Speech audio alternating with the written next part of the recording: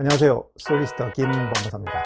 오늘은 어떤 사건이냐면 부동산에 대해서 한번 얘기해 보겠습니다. 자, 어떤 얘기냐면은 이렇습니다. 공동명의 아파트 남편 몰래 팔려다 1억 4,500만원 홀라당. 서울에서 아파트를 남편과 공동명의로 보유한 아내가 집을 남편 동의 없이 매도하려다가 결국 매매 계약을 이행하지 못해 매수자에게 억대 배상금을 물어주게 되었습니다. 어떤 내용이냐면은 서울 아파트를 남편과 공동명의로 보유한 아내가 이제 이 집을 남편 몰래 팔려고 이제 매매 계약을 했죠. 그러다가 결국 매매 계약 이행을 하지 못해 가지고 위약금을 지급하게 된 사례입니다. 다행히 이행 단계에서 이렇게 문제가 돼서 매수인이 피해를 못 봤지, 만약에 몰래 팔아서 매수인에게 소유권 이전 등기가 됐다, 그러면은 남편은 매수인을 상대로 소유권 이전 등기, 말소 등기 청구 소송을 제기해서 소유권을 되찾아올 수 있어요. 그러면 매수인만 피해죠. 그렇지만 다행히 이번 사건은 매수인이 피해를 보지 않고, 자, 서울 서초구 아파트를 공동명의로 보유하고 있는 아내 A씨와 남편 B. 공동명의는 보통 지분은 2분의 1씩이죠. 절반씩 나눠 가졌다. C씨는 지난해 7월 동네 공인중개사무소에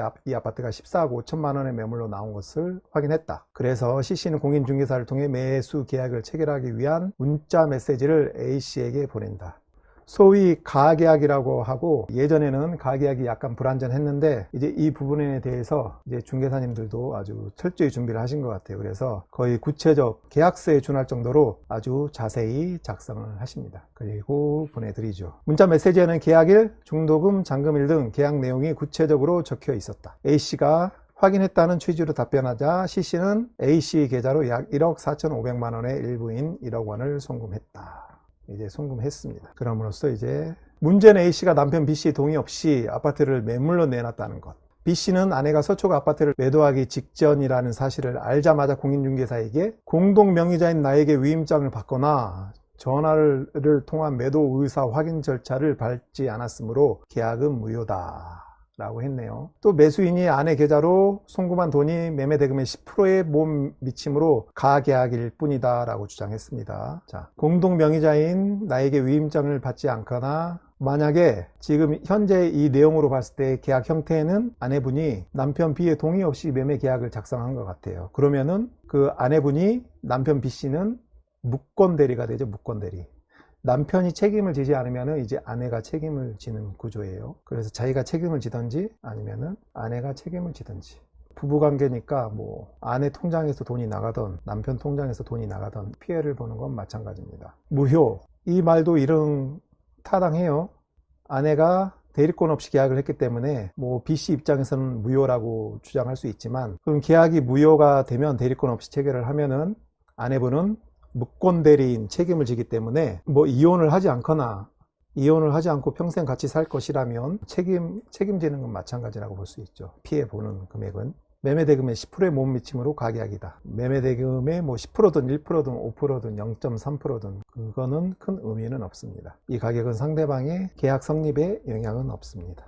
C씨는 부부의 요청대로 매매 계약을 해지하겠다고 했다. 하지만 매도자 부부가 보낸 1억 1천만 원에 대한 수령은 거절했다. 왜냐하면 비록 1억 1천만 원만 내가 지급을 했지만 계약금은 1억 4,500만 원 이렇게 쓰지 않았냐, 이런 주장이에요. 그리고 요즘 판례상 실제 지급한 금액이 아니라 계약금으로 정한 금액을 배상해 줘야 됩니다. 그래서 최근 판례가 이러면 매매 계약을 할 때도 이런 점을 고려할 때 현재 있는 금액, 계약금을 1억 1천만 원으로 한다든지 그래야죠.